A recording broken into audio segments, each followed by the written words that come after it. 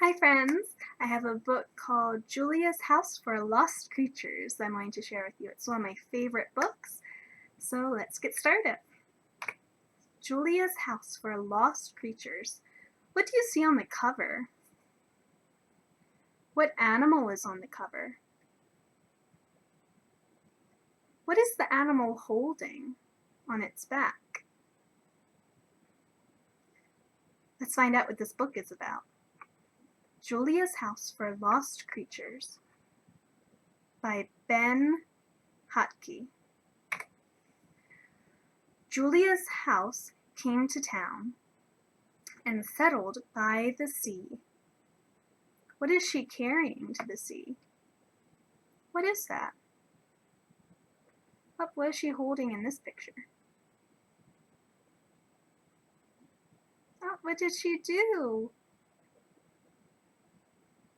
Why do you think she moved her house? That evening, there was a warm fire and toast and tea, and all the house was quiet. Too quiet. So Julia ran to her workshop. She got out her tools and her paints and went to work. She made a sign. She hung the sign up outside the front door. It said, "Julia's House for Lost Creatures." And then she waited. Scratch, scratch. She didn't have to wait for long. I wonder what's making that noise. The sign worked. Patched up Kitty came to stay, and it was nice to have a friend. That's her cat. What color is her cat? Even if he wasn't like other kitties. Before long, there was another knock at the door. It went boom, boom, boom, boom. Wonder what's behind that door. It was a very sad troll. The city had torn down his bridge, and he asked if he could please stay. Just until he got back on his feet. Julia had just settled the troll into her best chair when there was another knock. There were also scrapes, scratches, whines, bangs, barks, and bellows. That's a lot of noises. Let's count the noises. 1, 2, 3, 4, 5, 6. There were 6 noises Julia heard. Oh my goodness! She opened the door, and what did she see? Who's outside? How many creatures do you see outside?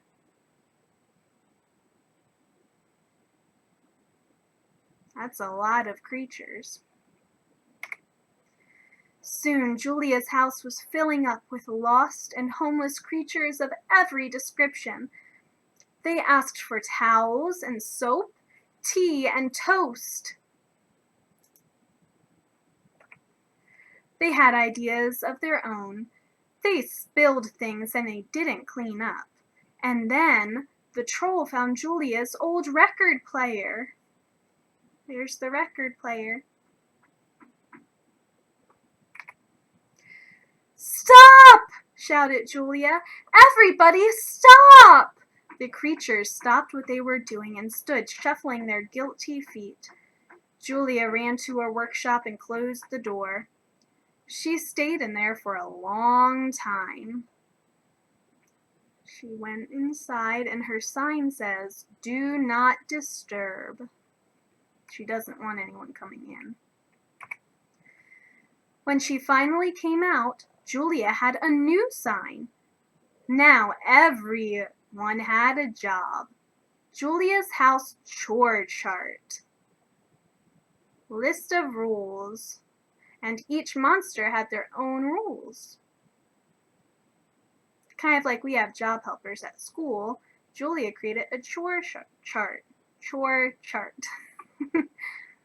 Here's a tongue twister. Can you say chore chart 3 times fast? The dragon made toast, and the mermaid washed the dishes.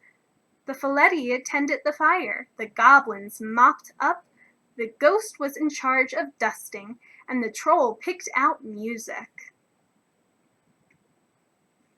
What's in the troll's hair? That's silly. A duck and a bird, it looks like. At last there was a warm fire and tea and toast for everyone, and all the house was quiet again, except whoosh, drip, drip, drip, creak. Uh-oh, those noises woke her up. Let's count how many noises there are this time. The noises are in the boxes. Ready?